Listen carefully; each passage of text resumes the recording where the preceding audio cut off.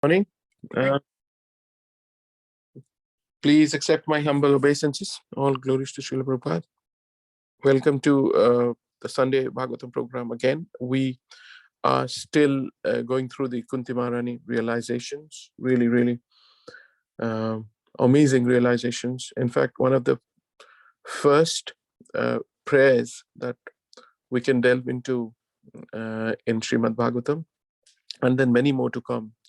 Even in this canto, we have many other prayers, but this is the start of prayers from a pure devotee, and which makes us understand how did these pure devotees actually used to pray.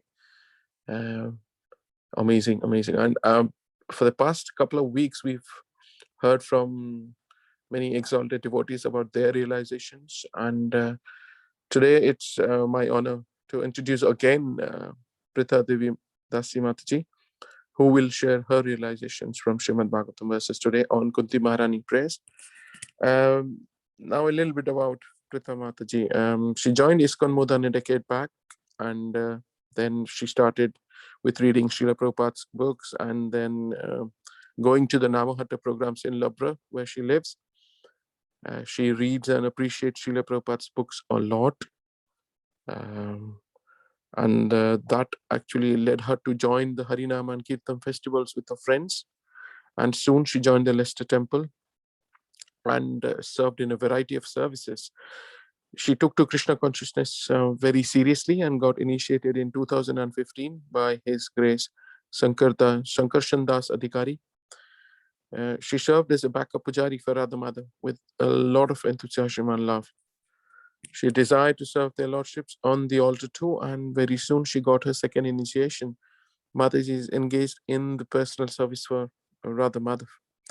She makes beautiful jewelry for Radha Madhav. I think I have seen those jewelries because I was fortunate to be a part of the backup service. Anyone from backup service or pujari services would have seen those jewelry. Absolutely beautiful and amazing. Her deity dressing services is also second to none. Her personal deities are Radha and Krishna too. Mataji is a devout reader, like I said earlier, and no wonder she's a librarian at the Loughborough University. Prtha Mataji is a very empowering devotee. She demonstrates the art of Krishna consciousness through her own life and others, like how her friends say that. She writes her own realization, and Mataji's last two classes were really good. Please hear it if you can, and I look forward to this one. Over to you, Mataji. Hare Krishna. Welcome again to the Sunday class. Hare Krishna, Prabhu. Can you hear me? Yes, Mataji. Okay, thank you. Okay, I'm quite embarrassed about that. Let's start with Jai Radha Madhava. Jai Radha Madhava Kunja Bihari, Jai Radha Madhava Kunja Bihari, Gopijana Vallabha Giri Garidari, Yashodanandana Bhattacharya Ranjana, Yashodanandana Bhattacharya Ranjana, Yamuna Tira Banachari, Yamuna Tira Banachari, Jai Radha Madhava Kunja Bihari, Hare Krishna, Krishna Krishna, Hare Hare, Hare Rama, Rama Rama, Hare Hare. Jaya Prabhupada, Jaya Prabhupada, Jaya Prabhupada, Srila Prabhupada, Jaya Prabhupada, Jaya Prabhupada, Jaya Prabhupada, Srila Prabhupada, Nitya Gaura Haribo, Haribo, Haribo, Nitya Gaura Haribo. Jayam Vishnupada Paramahamsa Parivachakacharya Ashtutara Shata Shri Srimad A.C. Bhaktivedanta Swami Srila Prabhupada Ki Jai. Jayam Vishnupada Paramahamsa Parivachakacharya Ashtutara Shata Shri Srimad Bhaktisiddhanta Saraswati Goswami Maharaj Prabhupada Ki Jai. Ananta Koti Vaishnava Vrinda Ki Jai. Namacharya Srila Haridas Thakur Ki Jai. Prem se kaho Shri Krishna Chaitanya Prabhu Nityananda Shri Advaita Gadadhar Shivasati Gaura Bhakta Vrinda Ki Jai. Shri Radha Krishna Gopa Gopinath Shyam Kund Radha Kund Giri Govardhan Ki Jai. Shri Radha Madhava Ki Jai. Shri Krishna Chandra Ki Jai. Shri Vrindavan Dham Ki Jai. Shri Madhva Dham Ki Jai. Jagannath Puri Dham Ki Jai. Ganga Maya Ki Jai. Yamuna Maya Ki Jai. Tulsi Devi Ki Jai. Bhakti Devi Ki Jai. Shri Harinam Sankirtan Yogya Ki Jai. Brihad Madanga Ki Jai. Samaveta Bhakta Vrinda Ki Jai. All glories to the assembled devotees. All glories to the assembled devotees. All glories to the assembled devotees. Gaura Brahmanande, Hari Hari Bol. All glories to Shri Guru and Gauranga. All glories to Srila Prabhupada. Om Namo Bhagavate Vasudevaya. Om Namo Bhagavate Vasudevaya. Om Namo Bhagavate Vasudevaya. So, thank you, Guru Chaitanya Prabhu, for inviting me. Today we're going to study 3 verses from Bhagavatam. Thank you. And it's verses 25 to 27, Canto 1, Chapter 8. Vipada Shantuta Shashvat Tatra Tatra Jagat Guru Bhavato Darshanam Yat Syat Apurna Bhavadarshanam. Word for word, Vipada, calamities, Santu, let there be, Da, all, Shashvat, again and again, Tatra, there, Tatra, and there, Jagat Guru, O Lord of the universe, Bhavata, your, Darshanam, meeting, Yat, that which, Syat, is, Apunaha, not again, Bhavadarshanam, seeing repetition of birth and death. Translation and purport by His Divine Grace, A.C. Bhaktivedanta Swami Srila Prabhupada Ki Jai. I wish that all those calamities would happen again and again, so that we could see you again and again. For seeing you means that we no longer see repeated births and deaths. Purport. Generally, the distressed, the needy, the intelligent, and the inquisitive who have performed some pious activities begin to worship. Generally, the distressed, the needy, the intelligent, and the inquisitive who have performed some pious activities worship or begin to worship the Lord. Others who are thriving on misdeeds only, regardless of status, cannot approach the Supreme due to being misled by the illusory energy. Therefore, for a pious person, if there is some calamity, there is no alternative than to take shelter of the lotus feet of the Lord. Constantly remembering the lotus feet of the Lord means preparing for liberation from birth and death. Therefore, even though there are so-called calamities, they are welcome because they give us an opportunity to remember the Lord, which means liberation. One who has taken shelter of the lotus feet of the Lord, which are accepted as the most suitable boat for crossing the ocean of nescience, can achieve liberation as easily as one leaps over the holes made by the hoofs of a calf. Such persons are meant to reside in the abode of the Lord, and they have nothing to do with a place where there is danger in every step. This material world is certified by the Lord in Bhagavad Gita as a dangerous place full of calamities. Less intelligent persons prepare plans to adjust to those calamities without knowing that the nature of this place is itself full of calamities. They have no information of the abode of the Lord, which is full of bliss and without trace of calamity. The duty of the sane person, therefore, is to be undisturbed by worldly calamities, which are sure to happen in all circumstances. Suffering all sorts of unavoidable misfortunes, one should make progress in spiritual realization, because that is the mission of human life. The spirit soul is transcendental to all material calamities.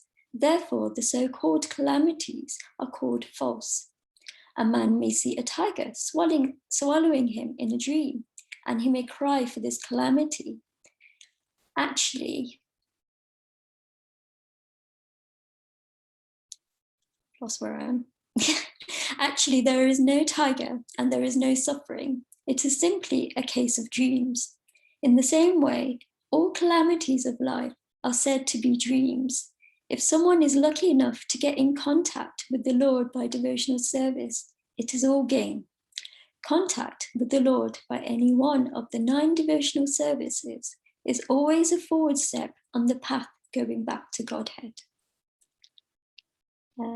Verse 26, Janmeshwarya Shuddhashibir Edamana Madapuman Nevarhati Abita Tumvai Tvamakincha Gocharam. What the word? Janma, birth, Aishvarya, opulence, Shuddha, education, Shibi, by the possession of beauty, Edamana, progressively increasing, Madaha, intoxication, Puman, the human being, na, never, eva, ever, arhati, deserves, abhidatum, to address in feeling, vai, certainly, tvam, you, akinchana gocharam, one who is approached easily by the materially exhausted man. Translation. My Lord, your lordship can easily be approached, but only by those who are materially exhausted. One who is on the path of material progress, trying to improve himself with respectable parentage, great opulence, high education, and bodily beauty, cannot approach you with sincere feeling. Purport. Being materially advanced means taking birth in an aristocratic family and possessing great wealth, an education, and attractive beauty. All materialistic men are mad after possessing all these material opulences, and this is known as the advancement of material civilization. The result is that by possessing all these material assets, one becomes artificially puffed up, intoxicated by such temporary possessions. Consequently, such materially puffed up persons are incapable of uttering the holy name of the Lord by addressing him feelingly, O Govinda, O Krishna. It is said in the Shastras that by once uttering the holy name of the Lord, the sinner gets rid of a quantity of sins that he is unable to commit. Such is the power of uttering the holy name of the Lord. There is not the least exaggeration in this statement. Actually, the Lord's holy name has such powerful potency, but there is a quality to such utterances also. It depends on the quality of feeling. A helpless man can feelingly utter the holy name of the Lord, whereas a man who utters the same holy name in great material satisfaction cannot be so sincere. A materially puffed up person may utter the holy name of the Lord occasionally, but he is incapable of uttering the name in quality.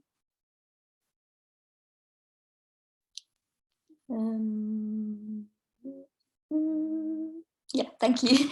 Therefore, the 4 principles of material advancement, namely 1, high parentage, 2, good wealth, 3, high education, and 4, attractive beauty, are, so to speak, disqualifications for progress on the path of spiritual advancement. The material covering of the pure spirit soul is an external feature, as much as fever is an external feature of the unhealthy body. The general process is to decrease the degree of the fever and not to aggravate it by maltreatment. Sometimes it is seen that spiritually advanced persons become materially impoverished. This is no discouragement. On the other hand, such impoverishment is a good sign as much as the falling of temperature is a good sign. The principle of life should be to decrease the degree of material intoxication, which leads one to be more and more illusioned about the aim of life. Grossly illusioned persons are quite unfit for entrance into the kingdom of God. Namo kinchana vittaya nivritta gunavrittaye atmaramaya shantaya kevalya patiye namaha. Namaha. All obeisances unto you, akinchana vittaya, unto the property of the materially impoverished, nivritta, completely transcendental to the actions of the material modes, guna, material modes, vrittaye, affection, atma aramaya, one who is self-satisfied, shantaya, the most gentle, kevalyapatiye, unto the master of the monis, namaha, bowing down. Translation. My obeisances are unto you, who are the property of the materially impoverished. You have nothing to do with the actions and reactions of the material modes of nature. You are self-satisfied, and therefore you are the most gentle and are master of the monis. Purport. A living being is finished as soon as there is nothing to possess. Therefore, a living being cannot be, in the real sense of the term, a renouncer. A living being renounces something for gaining something more valuable. A student sacrifices his childish proclivities to gain better education. A servant gives up his job for a better job. Similarly, a devotee renounces the material world, not for nothing, but for something tangible in spiritual value. Srila Rupa Goswami, Sanatana Goswami, and Srila Raghunath Das Goswami and others gave up their worldly pomp and prosperity for the sake of the service of the Lord. They were big men in the worldly sense. The Goswamis were ministers in the government service of Bengal, and Srila Raghunath Das Goswami was a son of a big zamindar of his time. But they left everything to gain something superior to what they previously possessed. The devotees are generally without material prosperity, but they have a very secret treasure house in the lotus feet of the Lord. There is a nice story about Srila Sanatana Goswami. He had a touchstone, and the stone was left in a pile of refuse. A needy man took it, but later on wondered why the valuable stone was kept in such a neglected place. He therefore asked Sanatana for the most valuable thing, and then he was given the holy name of the Lord. A kinchana means one who has nothing to give materially. A factual devotee or Mahatma does not give anything material to anyone because he has already left all material assets. He can, however, deliver the supreme asset, namely the personality of Godhead, because he is the only property of a factual devotee. The touchstone of Sanatana Goswami, which was thrown in the rubbish, was not the property of the Goswami. Otherwise, he would not have kept it in such a place. This specific example is given for the neophyte devotees, just to convince them that material hankerings and spiritual advancement go ill together. Unless one is able to see everything as spiritual in relation with the Supreme Lord, one must always distinguish between spirit and matter. A spiritual master like Srila Sanatana Goswami, although personally able to see everything as spiritual, set this example for us only because we have no such spiritual vision. Advancement of material vision or material civilization is a great stumbling block for spiritual advancement.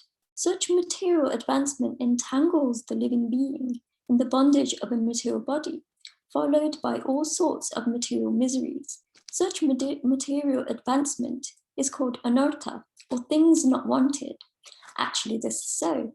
In the present context of material advancement, one uses lipstick at a cost of 50 cents, and there are so many unwanted things which are all products of the material conception of life. By diverting attention to so many unwanted things, human energy is spoiled without achievement of spiritual realization, the prime necessity of human life. The attempt to reach the moon is another example of spoiling energy, because even if the moon is reached, the problems of life will not be solved. The devotees of the Lord are called akinchanas because they have practically no material assets. Such material assets are all products of the three modes of material nature.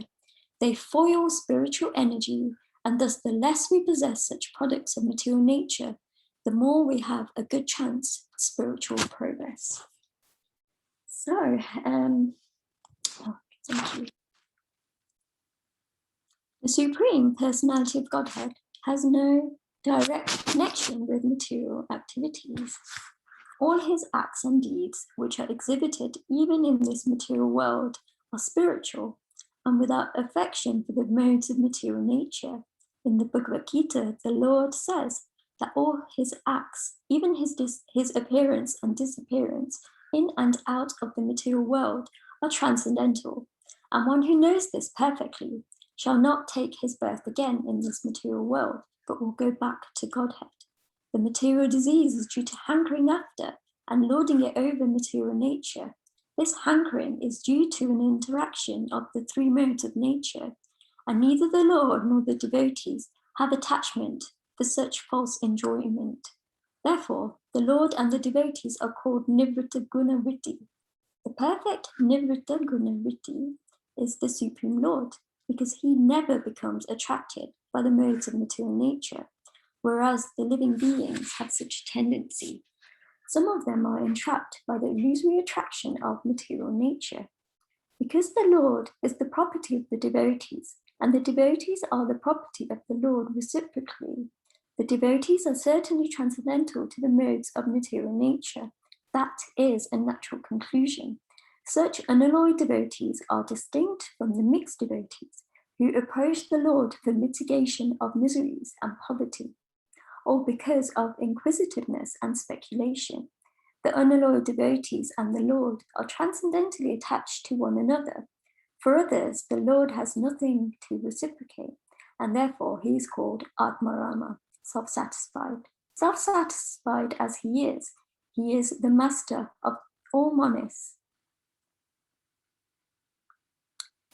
who seek to merge into the existence of the Lord. Such monists merge within the personal effulgence of the Lord called the Brahmajyoti, but the devotees enter into the transcendental pastimes of the Lord, which are never to be misunderstood as material. So that's the end of the purport. I'm going to say the invocation prayers. Om Gyana Timarandasya, Gyananjana Shalakaya, Chakshur Anmilitam Yena, Tasmai Shri Gurave Namaha. Shri Chaitanya Manobishtam, Stapitam Yena Bhutale, Swayamrupakadamayam, Dadati Swapadantikam. Vandeham Shri Guru Shri Yuta Padakamalam, Shri Gurun Vaishnavamscha, Shri Rupam Sagrajatam, Sahagana Raghunatam Vitam Tam Sajivam, Sadvaitam Savadutam, Parijana Sahitam, Krishna Chaitanya Devam, Shri Radha Krishna Padan, Sahagana Lolita, Shri Vishakan Vitam Sya. Nama Om Vishnu Padaya, Krishna Prastaya Bhutale, Shrimati Sankarshandas Adhikari Namane. Nama Om Vishnu Padaya, Krishna Prastaya Bhutale, Shrimati Bhakti Vedanta Swami Namane.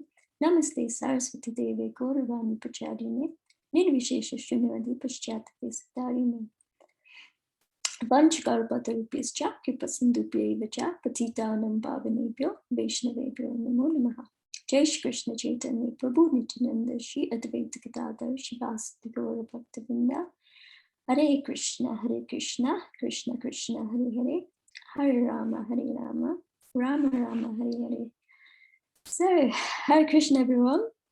Thank you again, Guru Chaitanya Prabhu, for inviting me to speak. I'd like to request all of your permission and blessings to be able to share something of value. And my spiritual master, His Grace Sankarshan Das, has given me the instruction to deeply study these verses of Queen Kunti. So I'm glad to be able to serve you all by sharing from these very beautiful and quite extraordinary prayers. So these prayers are the only ones Srila Prabhupada ever recorded from Srimad Bhagavatam, which is astonishing as there are over 100 different prayers in the Bhagavatam to choose from. In 1974, when Srila Prabhupada was ill, he asked Ramananda Swami to read these prayers of Queen Kunti. He also said that hearing these particular prayers gave Prabhupada satisfaction and strength. I would like to look at these prayers in relation to the process of surrender, because for me, they really capture putting Krishna in the center in a very heartfelt yet practical way. Manohar Govinda Prabhu gave a very thorough and wonderful introduction to Kunti Devi's history. So I'm just going to do a brief summary in case anyone missed that last week. Kunti Devi's father was Shurasen of the Yadu dynasty, and she was called Prtha. She was the sister of Vasudeva, Krishna's father, and was adopted by the childless king Kunti Bhoja, after which she became known as Kunti. When Kunti was young, she pleased Durvasa Muni with her service, and he gave her a mantra with which she could summon any demigod and have a child by him. And out of curiosity, she tried the mantra, and Suryadev appeared. She asked him to go back, but Surya said he must fulfill the mantra, and Kunti then abandoned the baby to avoid being condemned by society. And this child was later adopted by a chariot driver and was named Karna. Kunti later married Pandu, Prince of Hastinapur, and he took a second wife, Mataji. But he was unable to have children due to a curse and left for the forest with his wives to live in exile. Then Kunti revealed her secret mantra, and she used it 3 times. Yudhishthira from Yamaraj, Bhim from Vayu, and Arjuna from Indra. On Pandu's request, Kunti used the mantra for Mataji, who had twins, Nakula and Sahodeva, from the Ashwinis. After the death of Pandu and Mataji, Kunti was left to raise all 5 sons, which was a challenge as her nephews were envious and tried to kill her sons in various ways. Duryodhana tricked them into a gambling match to deprive them of all their wealth. The match was fixed and the brothers lost everything. Their wife Draupadi was insulted and they were banished to the forest for a 13-year exile. And during this time, Kunti, she stayed back in Vidura's home and spent all those years in anxiety without her sons. Then in the battle of Kurukshetra, even though the Pandavas were victorious, all the other family members were killed, including her grandsons. Queen Kunti, she's speaking these prayers at a key point in her life. It's a time when all her immediate material difficulties have been removed. For most, this will be a time of celebration, but not for her. She is in fact praying for calamities so she can keep on seeing Krishna. Who can pray like this? Especially as someone who has suffered so much, to pray for more calamities, it makes it more meaningful than if it was said by anyone else. We have this natural tendency to call out to God when there's an adversity. Oh my God, we hear this even from those who claim to not be religious. Calamity is an impetus to take shelter of the Lord. And we may think Kunti Devi can pray like that because she was seeing Krishna, but we don't have that good fortune. But actually, we can qualify ourselves to see him. We just need to develop the qualification, the Brahmanjana, that ointment of love. And then as Srila Prabhupada says, we can see Krishna eye to eye. From Kunti's example, however, we can learn how to pray and in what mood. Kunti Devi is showing how prayer is an important way to connect to the Lord. The fact that she's praying when things are going well shows that it's important to regularly pray to stay connected. She doesn't only take shelter when things are tough.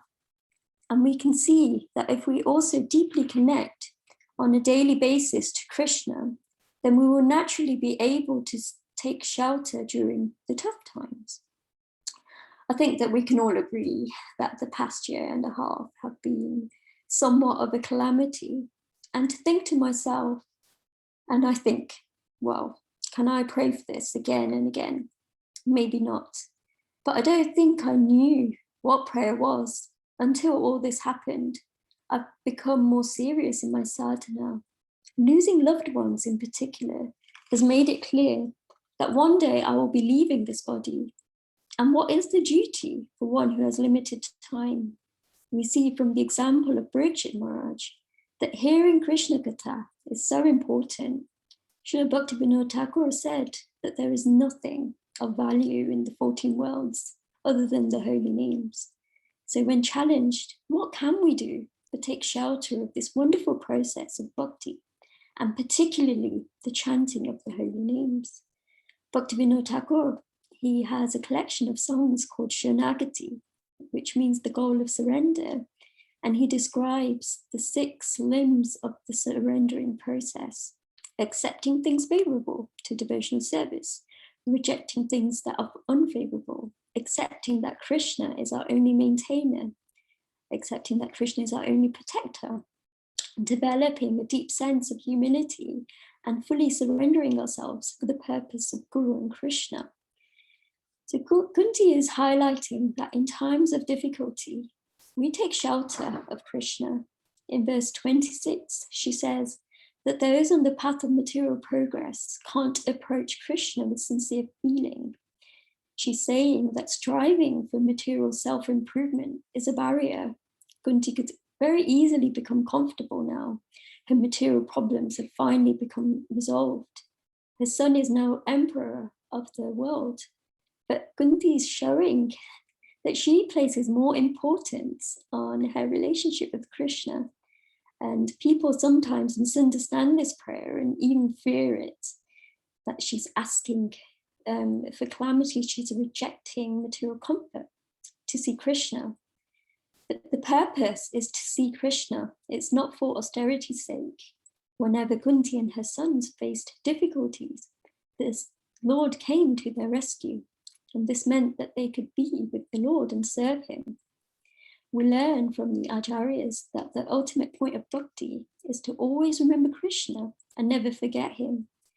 And here, Kunti Devi's vision of happiness and distress, it's different to what makes a materialist happy. She sees material opulence as unfavorable in approaching Krishna with feeling. So this is really interesting, and thinking more about what this means, this verse shows that it should be a goal. It's important to approach the Lord with feeling. And we can do this by doing our duties as an offering to the Lord, by chanting with love and devotion, by remembering Krishna is a person. And it helps to read and hear about the Lord, to be able to relate to him. The warning is also there that material opulence can stop us from doing this as we get entangled in the material energy. Love for Krishna and developing that feeling is so important and valuable that no material happiness can compare to it. If we develop pure love, then we're completely satisfied. In the devotees' loving relationships with Krishna, they ask for nothing. Kunti sees Krishna as her only maintainer. She also has full confidence that by seeing Krishna, she won't see repeated birth and death.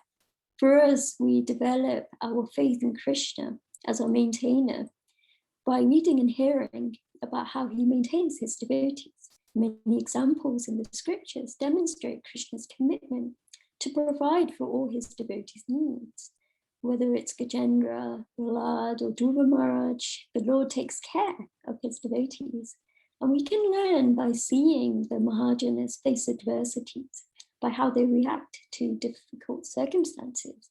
And we can see how their level of faith increases when they realize that the difficulties were actually blessings because the Lord was always there protecting them. And these narrations in Bhagavatam help us to have faith in the principle of seeing Krishna as our maintainer. And that faith enables us to increase our level of surrender. In my own life, I adopted certain practices that make it clear to me Krishna is maintaining me. I named our bank account after Radha Madhava, and our home has a spiritual name, Vrajadam.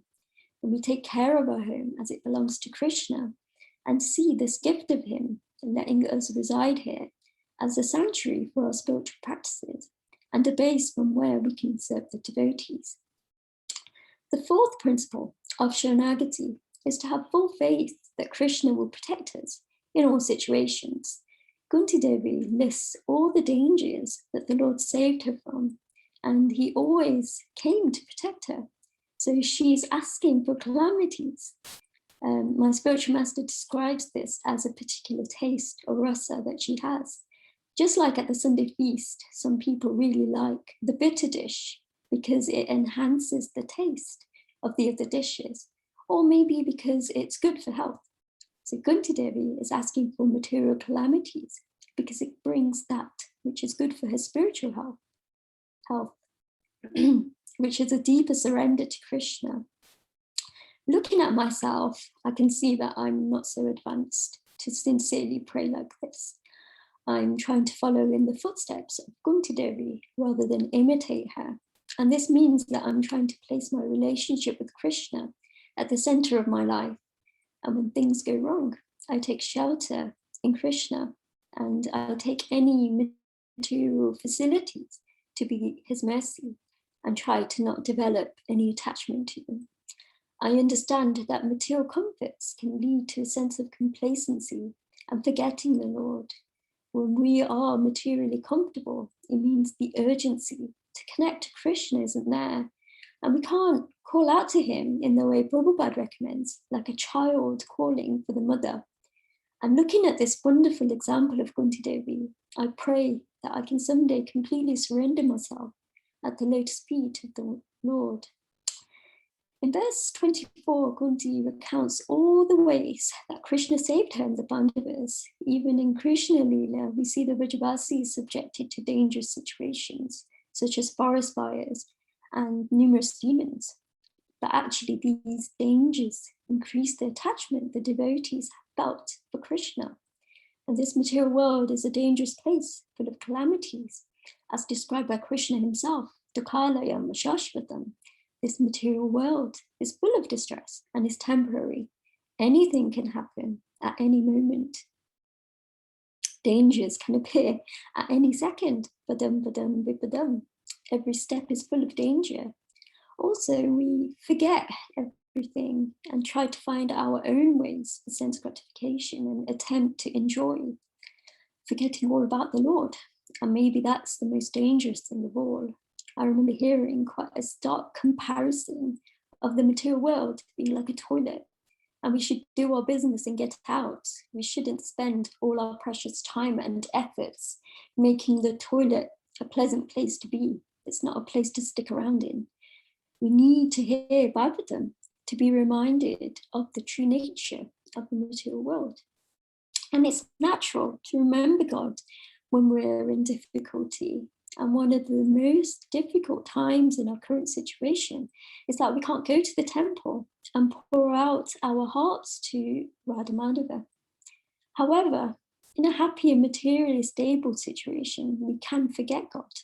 For a devotee, remembering God is the most important thing. We have the example of Prahlad Maharaj, who suffered greatly from a material point of view. He was only 5 years old, and his father was trying really hard to kill him. But he said that he personally had no hardship, but he was sad to see others who were existing without the joy of a relationship with God. And his happiness was in the remembrance of Krishna. I remember when I had a near-miss car accident where I had been singing along to Kirtan, but simply screamed in terror when I lost control of my car. Any surrender or remembrance of Krishna was gone and replaced by absorption in the situation I was in. It was mere seconds, but this opened my eyes as to how far I had to go in Krishna consciousness.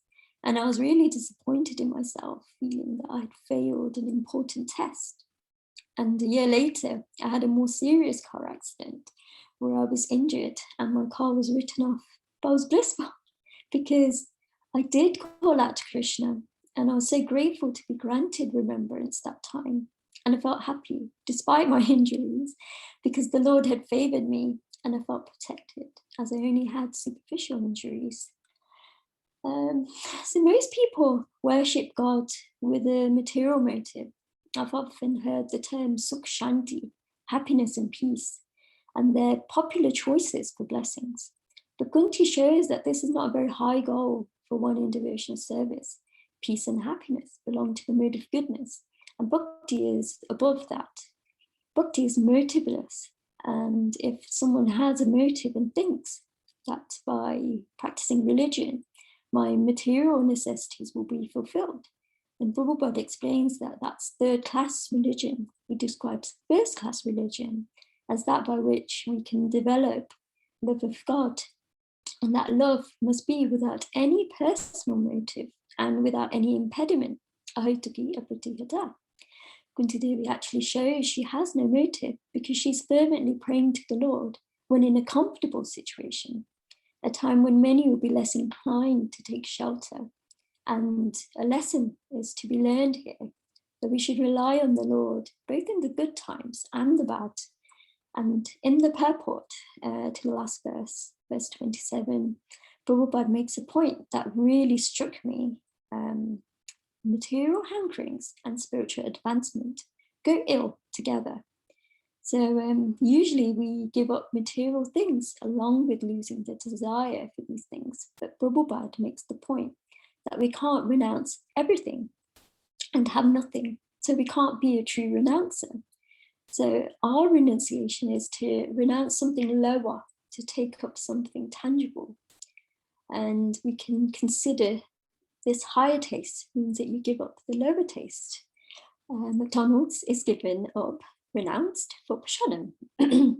One of the offenses against the holy name is not to have complete faith in the chanting of the holy name and to maintain material attachments even after understanding so many instructions on this matter. How can we develop taste for chanting if our mind is bewildered by material desires? Krishna explains in Bhagavad Gita that in the minds of those who are too attached to sense enjoyment and material opulence and who are bewildered by such things, the resolute determination for devotional service to the Supreme Lord does not take place. That's Bhagavad Gita 2:44. So attachment is bewildering to the mind and it stops one from becoming fixed in devotional service. These desires will come, but we can't run to try and fulfill them. We have to tolerate the mind and its childish demands.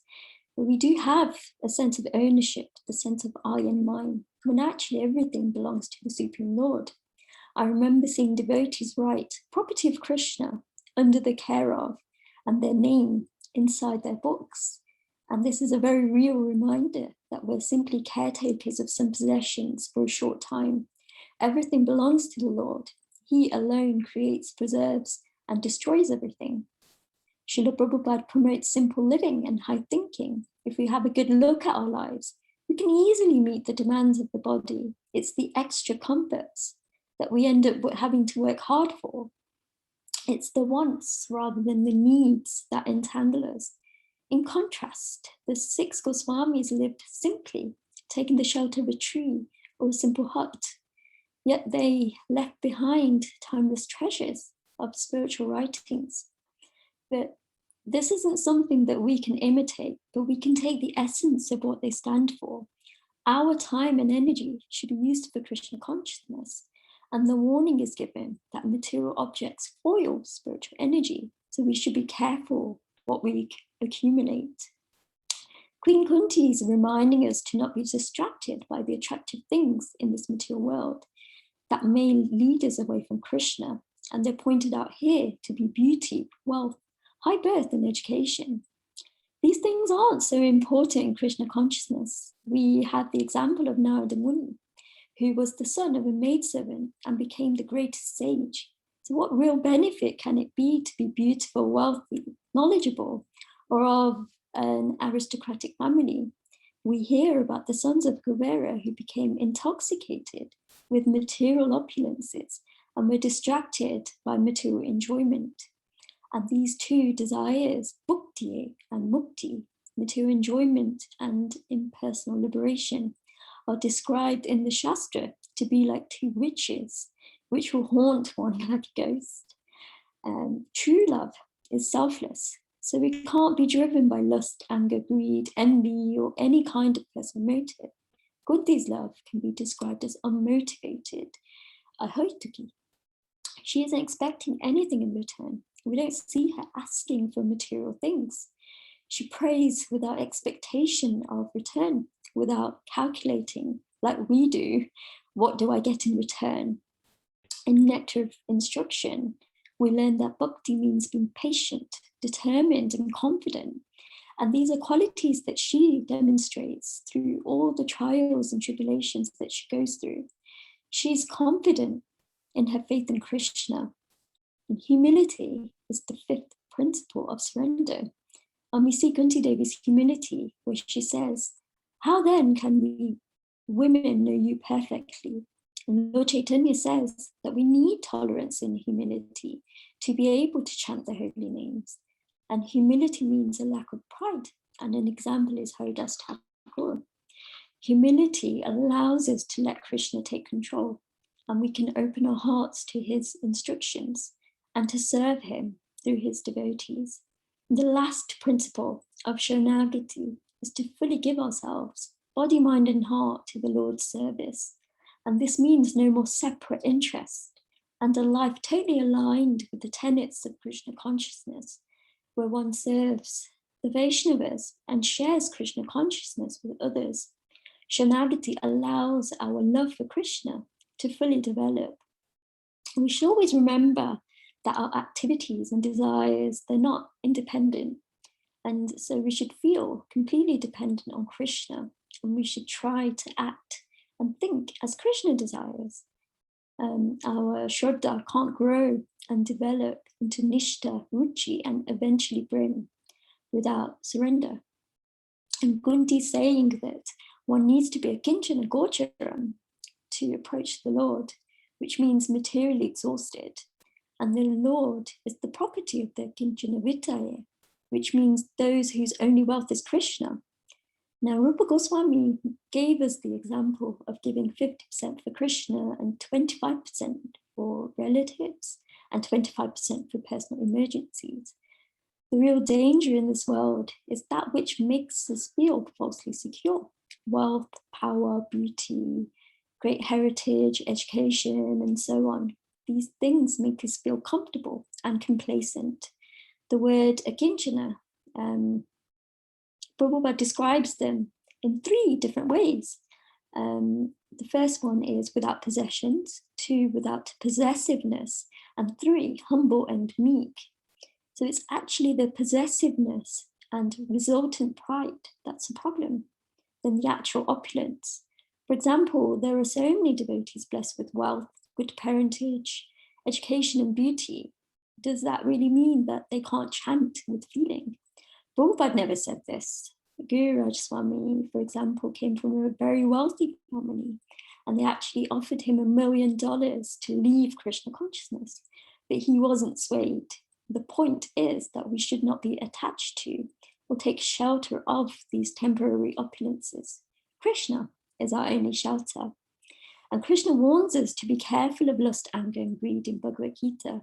Maya will test us, and we should be wary of these tendencies. They're quite insidious and can creep up on us. When we become angry, it's usually because of unfulfilled desires. And the reason we lust for an object is because we have greed. But only if we attach ourselves firmly to Krishna can we become free of these things. The more we're attached to Krishna, the less we'll be attached to Maya. And we have the wonderful example of Bhaktivinoda Thakur, who was expert in his role as a magistrate, and he fulfilled his duties nicely. He didn't identify himself as a judge, but saw his work as a way of running Krishna's home. And we can learn from this. A devotee performs all their material duties very expertly, but the motive is not to advance materially. They're done nicely as an offering to Guru and Krishna. And knowing that one represents them, the devotee always acts with integrity. If we put Krishna in the center and we work hard and our motivation is to please Krishna, then that work liberates us. Bhagavad Gita 9:27 is the proof.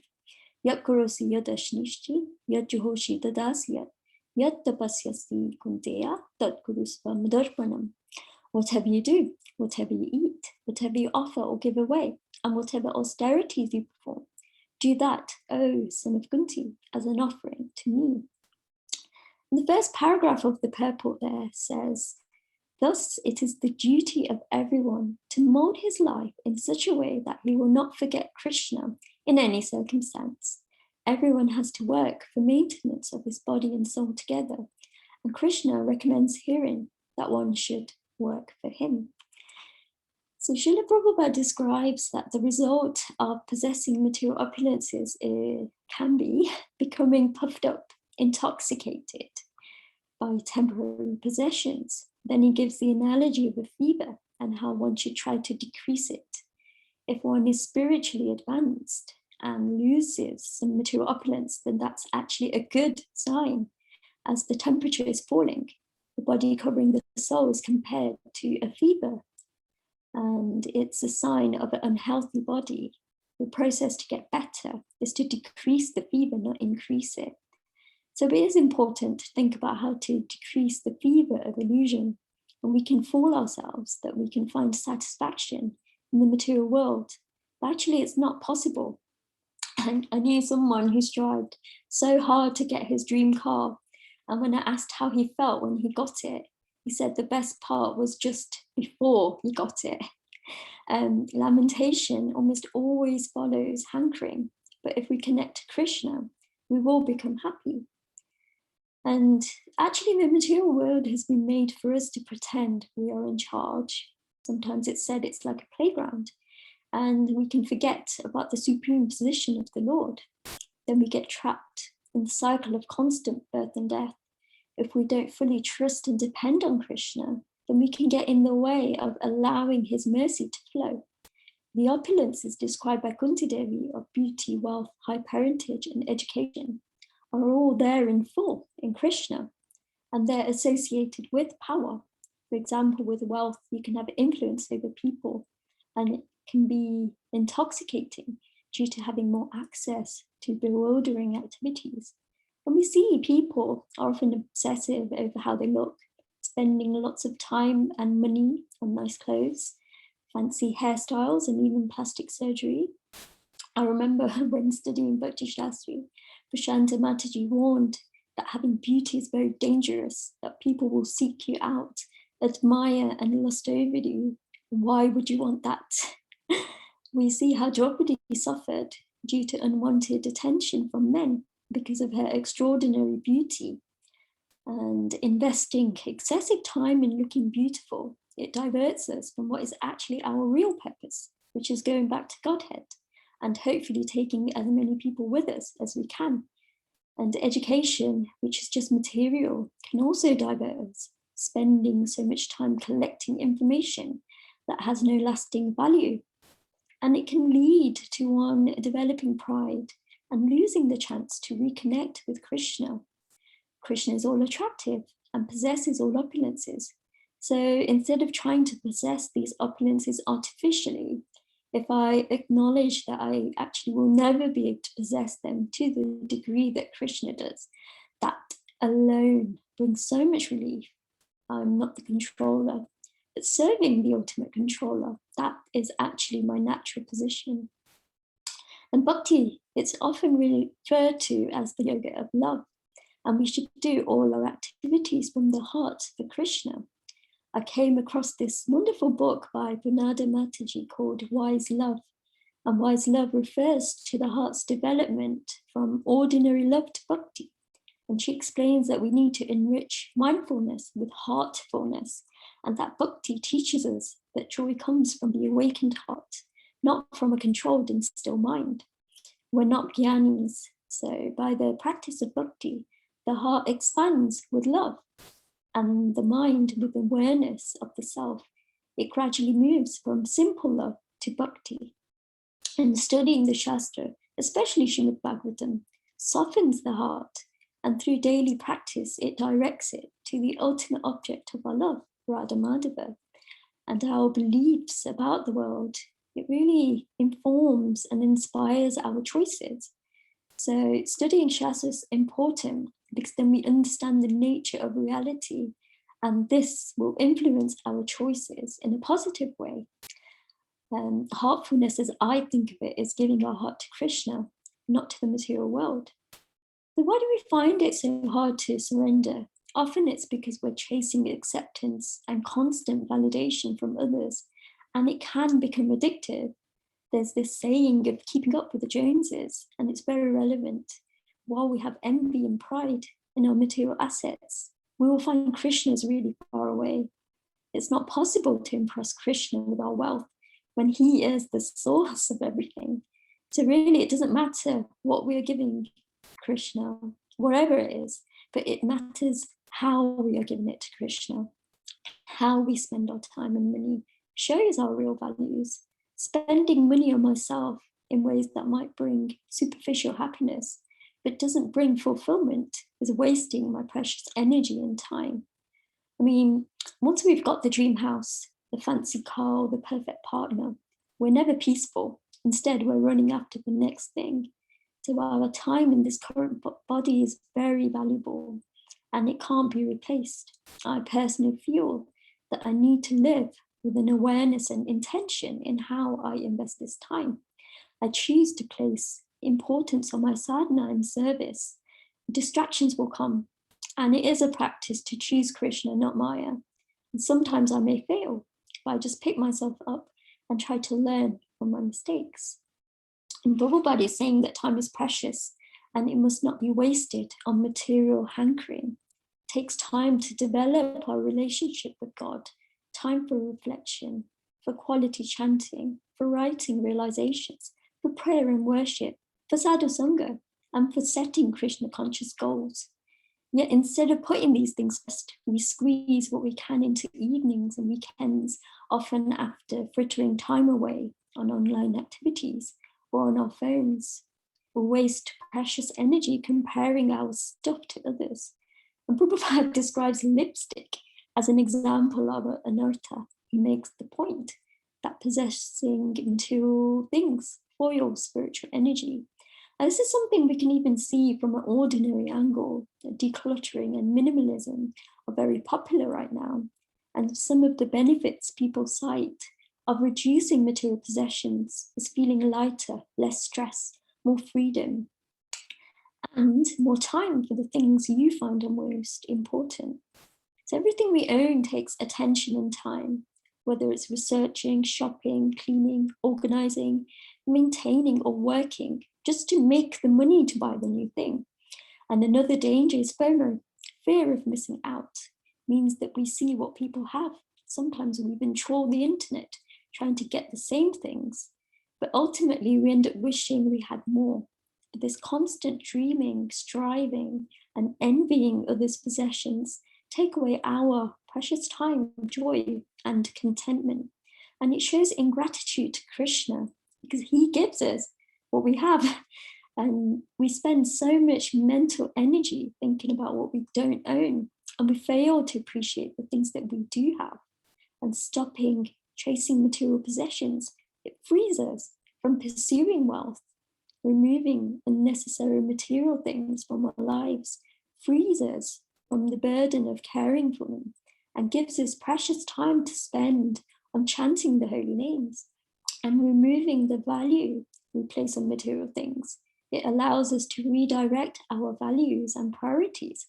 And then we can channel that energy into our sadhana and service to the Lord. So Krishna here is described as nivritta guna vrittaya. He has nothing to do with the material modes of nature. And atmaramaya, shantaya, that he's self-satisfied and most gentle. Krishna doesn't need anything from the non-Vedic devotees, and he doesn't need anything material. He's only interested in love. And this is quite a subtle aspect of surrender, that when one is satisfied, then one becomes sorry, I got distracted by the message. When one's satisfied, then one becomes gentle. Without this quality of being gentle, one cannot become submissive. When one is satisfied with whatever they've got, then we see it as Krishna's mercy. And then we don't want to increase our quota. We become peaceful and gentle. So until our hearts become soft, we can't surrender. In the first chapter of Srimad Bhagavatam, sages of Naimisharanya point out that Sutta Goswami is submissive. And they say, and because you are submissive, your spiritual masters have endowed you with all the favors bestowed upon a gentle disciple. Therefore, you can tell us all that you have scientifically learned from them. So the sages are saying that Sutta Goswami has been given special mercy due to being gentle. The more gentle you are, the more submissive you become to Krishna and Guru, the more blessings you get. A gentle person has knowledge, and it's gained by the mercy of Guru and Krishna, by the serious study of Bhagavatam. Prabhupada is a perfect example of a living Bhagavat, yet he found it a struggle to preach in India because people were proud. For example, some may be coming from a Brahmin family and they are very pious and they follow the regulated principles. But the difficulty to preach to these people is that they think they already know everything. And at that time, the Indians were chasing materialism, while the counterculture or the hippies in the West, they were opposing materialism and favoring peace. So this vairagya, detachment from materialism and openness, along with pridelessness, made the surrendering process easier for them. And Srila Prabhupada says that with faith and love, one should surrender unto Krishna. One should be confident that in all circumstances, Krishna will protect him from all difficulties. So we don't need any other shelter besides Krishna and his holy names. So to summarize, we've discussed how Kunti Devi asks for calamities and the meaning behind that, how material assets can be a disadvantage if we're too attached, how important it is not to waste time, and the importance of a soft heart and gentleness. These verses by Queen Kunti are a huge solace in difficult times. When I'm facing challenges, I look at these prayers and they guide me like a compass, and I immediately gain perspective. My circumstances seem like nothing when compared to what the Pandavas and Kunti Devi faced. I learn to count my blessings, just like how Queen Kunti named all the times that they were saved by Krishna. And I'm reminded of the temporary nature of this world, and that my connection with Krishna is the most important thing. So I just wanted to quickly share today's thought of the day by my spiritual master, His Grace Sankarshan Das, because it was very pertinent to what we discussed today. He said, "My dear Prtha, of all the problems we face in life are due to one thing and one thing only. That thing is that we are not fully surrendered to Krishna. So every day we should sincerely beg Lord Shri Krishna that we can fully surrender to him, because this will solve all of our problems." So I'm going to end here, and I welcome any comments, corrections, and questions that anyone may have. I think I've spotted something in the chat. So let's see. Oh,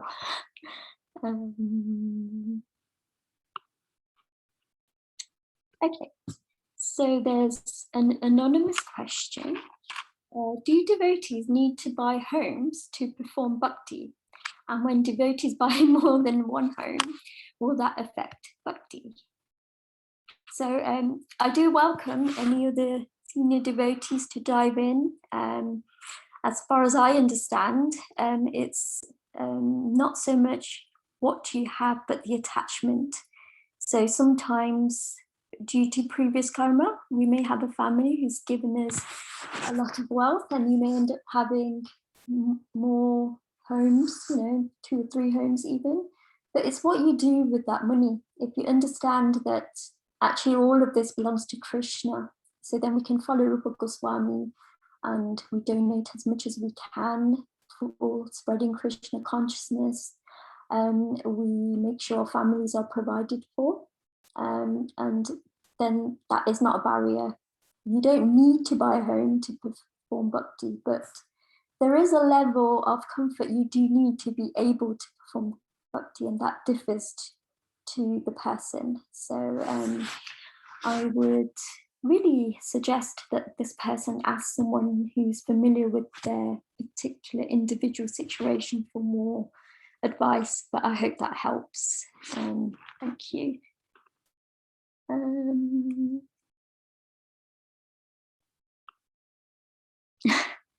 Thank you, Manalini Radhika Mataji. If anyone wants to unmute themselves and give a comment or question, that's fine. Yes, Virginia Prabhu says that, Srila Prabhupada says that it's not that we're against discomfort.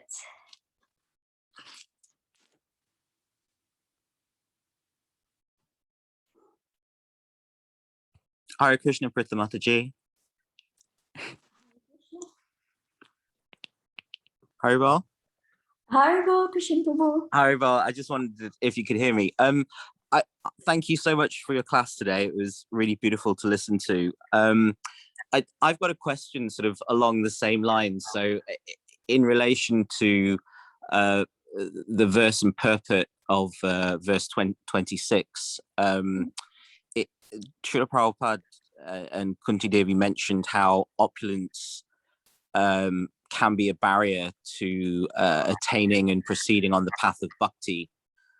And it can be compared to a fever, that as the fever decreases, that is good news, is because Krishna is the only thing left. So as opulence decreases, it's good, because then Krishna is the only thing left for us. And we saw that example in Srila Prabhupada's life. He had a nice life, nicely situated. He had a pharmaceutical business, but then Krishna took that all away, including his family, so that the only thing left was Krishna, and therefore Prabhupada came to depend on Krishna, and because of that, we're all here today. But then we see other examples where there are great devotees. The example that came to my mind was Sri Pundarik Vijayanidhi, the guru of Sri Gadadhar Pandit, who was very materially opulent, externally very materially opulent, but also was a great devotee. So I was just wondering if you could expand on, I think you already have explained a little bit, but maybe if you could just expand on the idea that, you know, yes, in most cases, it is good when opulence, fame, beauty, etc. decrease, but there are also examples where people do have this fame and opulence. You know, we have some examples today where people are using their fame, their opulence, in order to attract people to Krishna consciousness, and it is working very nicely. It would just be interesting to kind of get your thought on that sort of razor's edge that some people do traverse, and is it a good thing? Is it beneficial to Krishna consciousness? That's my kind of question. You know, does everyone, in order to become a follower of Srila Prabhupada, Sri Chaitanya Mahaprabhu, does everyone have to become a beggar, and or can we exist within this material world in a comfortable way and still, you know, be proper followers of Sri Chaitanya Mahaprabhu? That's a very wonderful question, and I'm sure we've all wondered this when we come across verses like this. But to look at it from a kind of holistic view, when you've read all of Bhagavatam, then you see that there's, and Chaitanya Charitamrita, there's also Mataji, yeah. sorry to interrupt you. You're not audible. I mean, Sorry. you are, but yeah, that's all right. Is that better? Much better, loud and clear. Thank you. Okay, thank you for that. Yeah, I was just saying that that's a very wonderful and relevant question for everybody. The point is, it's not so much the opulence. I mean, if we remember, Srila Prabhupada, he's got disciples such as Ambarish Prabhu. There was George Harrison, who was not a disciple, but, you know, Srila Prabhupada really encouraged him. And even the verse, it's not saying that these opulences, but it's striving for the opulences. So if we already have them, we have, you know, some people have good parentage or wealth, fame, anything we have, it should be used for Krishna. And the importance, the shelter is Krishna. But the point that Srila Prabhupada was making is that material things foil spiritual energy. So when we have too much, so the fever, you know, that was the kind of wonderful analogy that Srila Prabhupada gave. But it's not that we go and dive in the refrigerator, because that will also make someone ill. A lot of us, if we try to live like a beggar, we wouldn't be able to serve the Lord. So it's not a problem. And the Goswamis, they gave us Yukta Vairagya. So whatever we have, we engage it in Krishna's service. And we see that really wonderfully now. You know, we see devotees they're attracting others to Krishna consciousness through music, through all kinds of talents. And that's the proper use, because Srila Prabhupada also said in the purport that actually we can't renounce everything. So it's that razor's edge that you said in your question.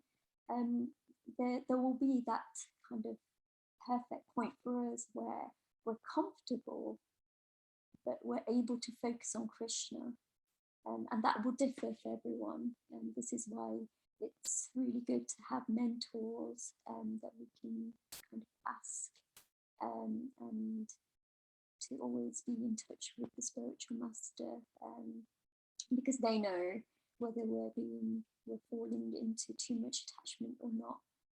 But definitely, we do not all need to be beggars. We can quite comfortably practice devotional service, but always to remember that the material world isn't where we belong. So we're just caretakers, but the only thing we'll take with us when we leave this body is whatever relationship we've developed with Krishna. Hope that's okay. Thank you for your awesome question.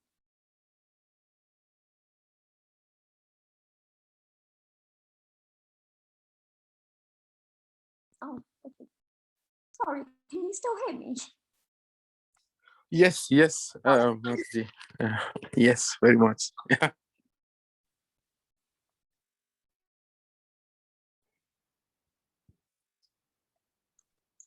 Sorry, I'm And I, just catching up in chat.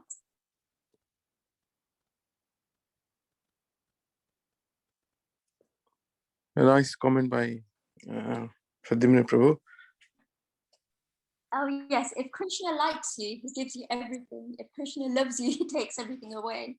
Yes, Krishna is known as Hari, one who takes everything away. And he did that to Srila Prabhupada. But then he also gave it, I've heard this wonderful analogy where Krishna takes to give and he gives to take. And it's that reciprocation and that relationship.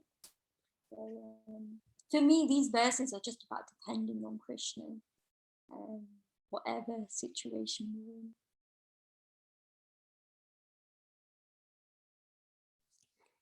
you're in. Any more questions, please? I see many senior devotees here. Bhaktiman Prabhu, do you want to say something?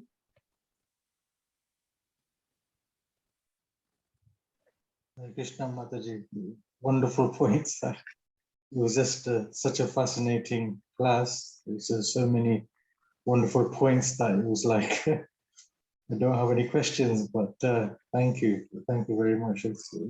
This particular verse is actually very insightful, and there's obviously there's a book, The Prayers of Queen Kunti. So there's so many chapters to this in that book. So it's always worth, understanding the details as for this book. But you've covered so many wonderful points. It's just there's nothing. I just find it very fascinating and interesting. Thank you, Mataji. It's been really nice hearing you. Thank you. Thank you, Dr. Mataji.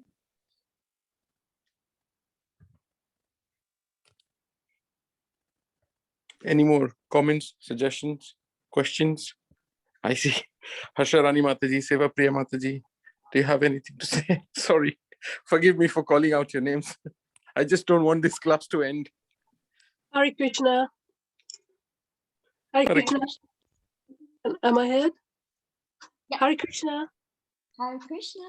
Yes. Okay. Hare Bol. Thank you, Prtha, for the lovely class, great class. I was thinking after what Prajumna Prabhu wrote in the comments.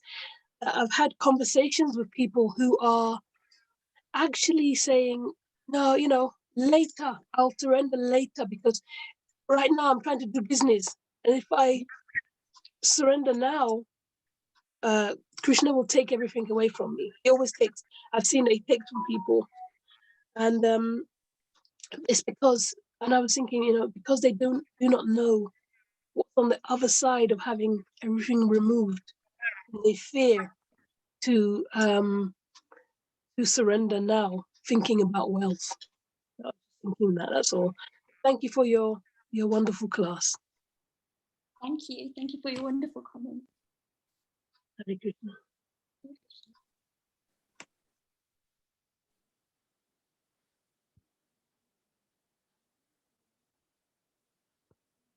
I just wondered if there's no questions. Janvi Harrison has done this beautiful rendition of these prayers. If it could just be played, maybe. Did you say you want to play, Mataji? Or If I play it, will everyone be able to hear? I'm not sure how it works on Zoom. yes. I mean, we don't mind, really. Or I can just send the link to everyone on WhatsApp or in the chat. But it's really beautiful. I'm sure you'll like it while you go about your day. Sure. I think whatever is okay with you, Mataji, honestly. Thank you, Prabhu. Okay, I'll send a link because I don't know if anyone wants to add more comments. I don't know. Okay, no problem. Oh, okay.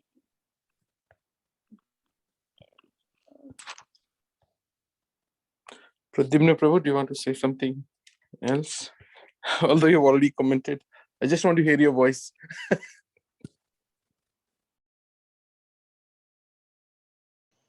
Hare Krishna. There's my voice.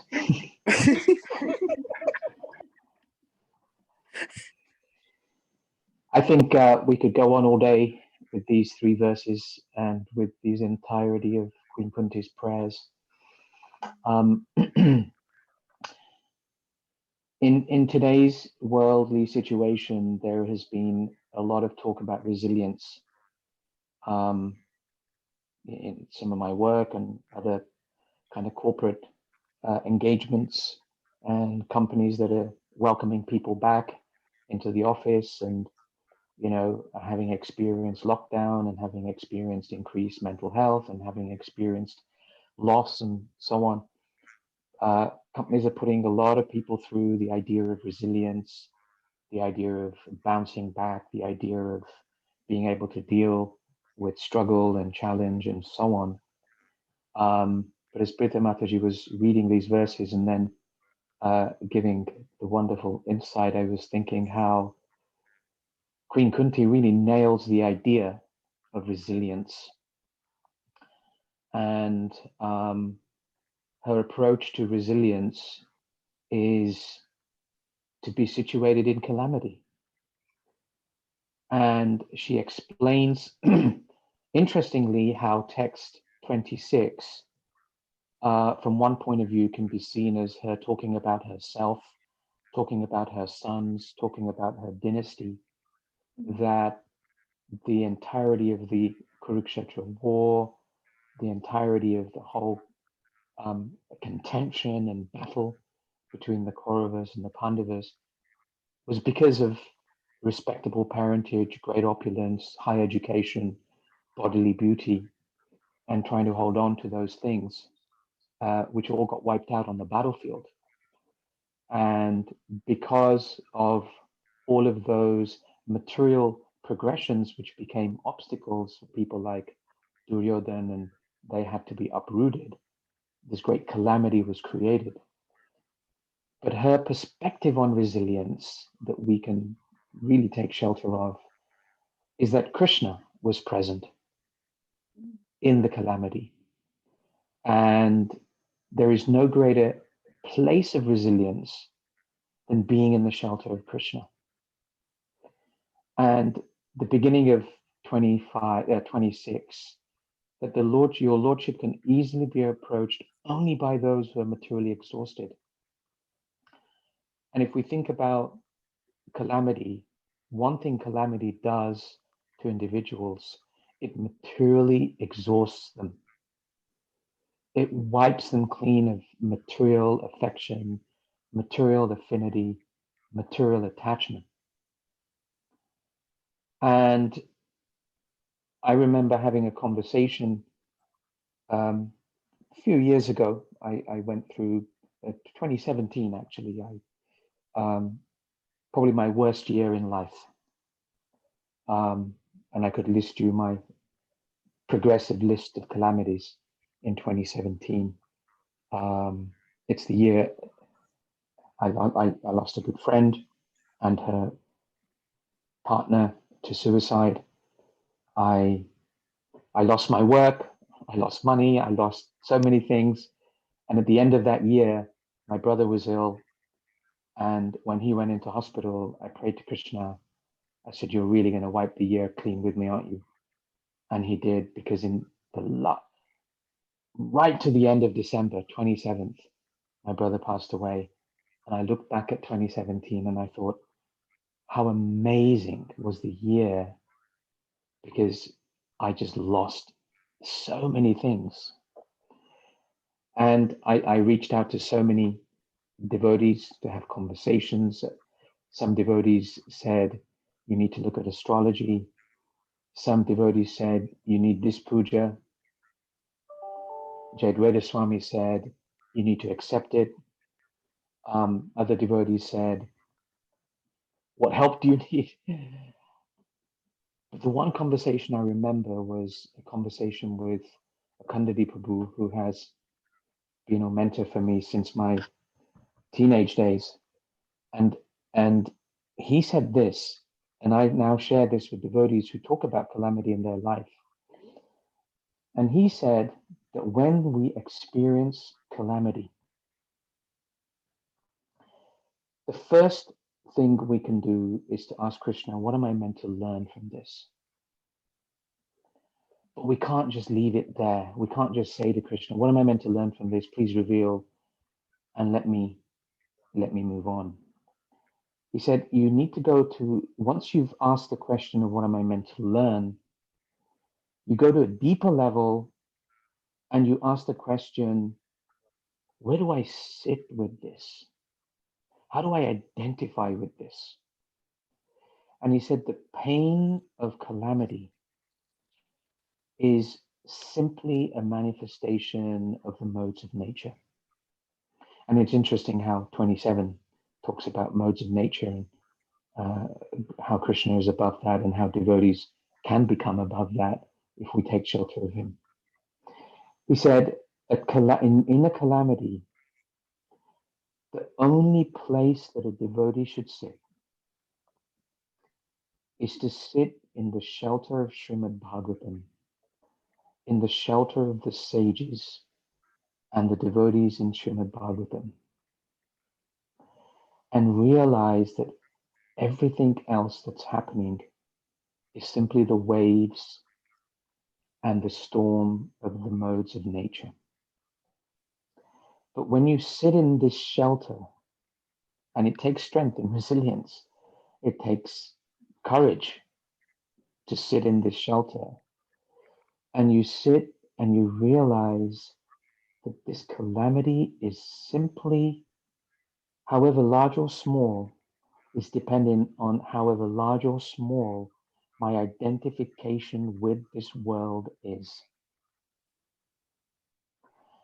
And if we don't sit in the shelter of the sages and devotees in Srimad Bhagavatam, we will only identify, however large or small, with the interactions of the modes of nature and define that as calamity.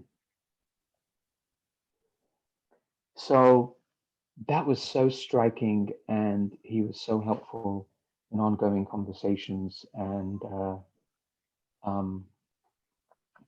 support for me to reflect back on my 2017 and to think that everything that happened was an interaction of the modes of nature. And though it stirred my emotions, and though it stirred pain and a whole bunch of stuff, sitting with the pages of Srimad Bhagavatam in the association of devotees was the lens through which I could see that the interactions of the modes of nature. I could hear the voice of Krishna's calling, of shedding certain identity, of shedding certain attachments, and just being the that experience of purification. So for devotees, calamity is the excruciating pain of purification and shedding material attachment. And it's interesting how, Prtha, you had mentioned that these are the first prayers that we come across. Of course, there are invocation prayers at the beginning of Bhagavatam and so on. But the first prayers that we come across really to set the mood for the entirety of moving into through the rest of the pages of Srimad Bhagavatam with this mood of Queen Kunti, that the pages of the Bhagavatam continue to shed my material affection, my material affinity, and my material attachment. So I haven't joined the Sunday class for a couple of weeks, and I wasn't quite sure what verses we were on. But as soon as you started to read the verse, I felt drawn. I felt attentive, and so many reflections came back for me just on hearing these verses and hearing you speak. So thank you for the class, and thank you for allowing me to share this personal reflection on these verses. And thank you for allowing me to be in this wonderful association Sunday morning. Hare Krishna. Hare Krishna. Thank you, Pradyumna Prabhu, for your very personal reflection. I think there's a lot to take away from that. Thank you. Thank you, Pradyumna Prabhu. It was really wonderful to your realization. Also, thank you, Prtha Mataji. It was really wonderful class. Very potent verses. And Sankarshan Adhikari Prabhuji has rightly given your initiated name as Prtha Mataji. You also exhibit, I'm sure you exhibit those qualities. That's why Maharaj has given you, Prabhuji has given you the name. Thank you so much, everyone, for participating. Next week, next Sunday, we have another exalted devotee sharing the experiences and understanding of these verses.